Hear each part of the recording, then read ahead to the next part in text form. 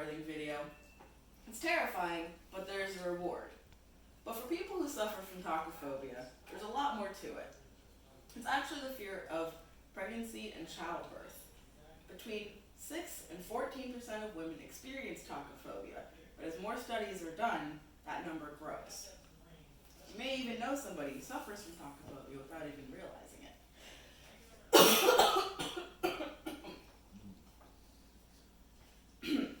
It isn't very common, but for a small percentage of women, tokophobia is a very real and often very debilitating condition. These women are affected in their everyday lives, from their relationships to their mental and sometimes even physical health. Today, I'll discuss the topic of tokophobia, how it may affect women who suffer it, and even how someone who suffers can overcome the fear. By the end of this speech, you'll have a better understanding of tokophobia and how detrimental it can be. For those with tokophobia, it isn't uncommon to experience a fear of pain, a fear of complications with pregnancy or childbirth, or even fearing the loss of control with their bodies. Chronic anxiety and depression can also play a role in developing tokophobia. Now, there are two ways tokophobia can present itself. Primary, which occurs without ever having experienced pregnancy, and secondary, in which tokophobia develops as a result of trauma from a previous complicated pregnancy or childbirth. Now that you have an understanding of the causes, we can talk about the symptoms that arise from them.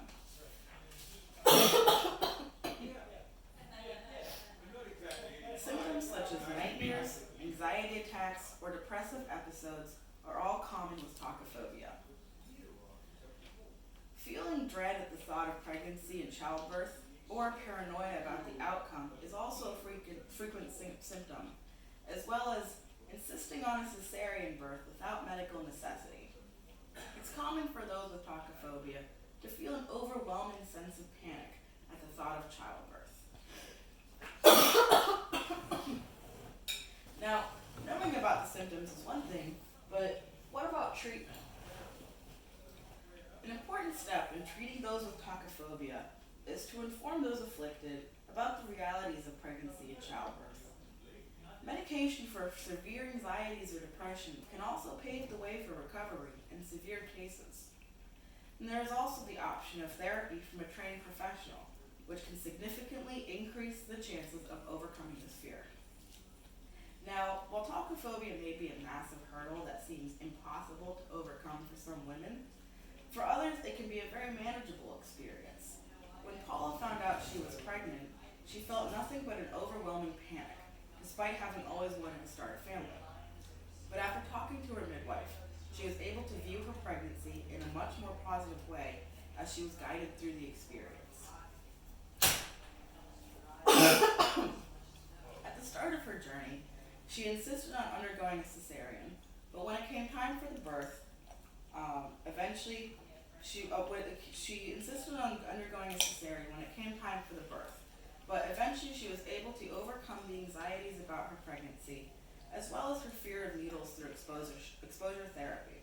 When it came time for the birth, Paula felt calm and confident and was able to take control of the situation. Now that I've explained the ins and outs of tokophobia, let's continue to the summary. So, in conclusion, tokophobia has two main forms, primary and secondary, with a plethora of causes ranging from a fear of the unknown to a past trauma resulting from childbirth. Its symptoms mainly present in various forms of anxiety, but also include depression and paranoia, and can be a major setback. But with time and care, it can be treated by a professional, and many who suffer from it have gone on to lead healthy lives. Now, tokophobia may not be a well-known fear, but it affects many women in devastating ways and can be a powerful obstruction when building a family.